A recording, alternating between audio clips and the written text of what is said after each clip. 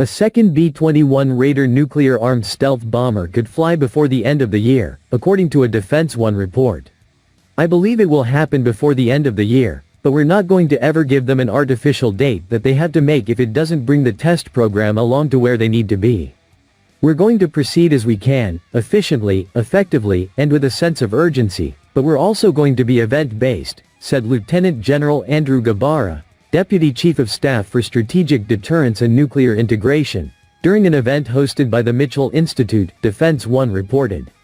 The Raider first flew in November 2023, a pre-production test aircraft that Northrop Grumman said last year was flying up to twice a week.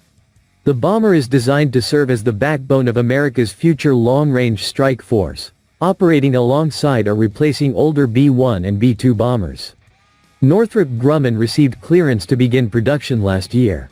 The company is now in discussions with the Air Force on ways to speed up manufacturing, following an additional $4.5 billion approved in the reconciliation bill.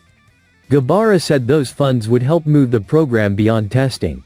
We've done the initial R&D work, we've started the flight test. All these things are great indicators of success and a program that's on time, on budget and producing. But eventually you have to get to the point where we scale this thing, and so that's very important, he said. The Air Force plans to buy 100 B-21s by the mid to late 2030s, though senior leaders have discussed acquiring as many as 145. Gebara noted that the original program of record may be insufficient for the future, but said it will be a long time before a decision is made on increasing the buy.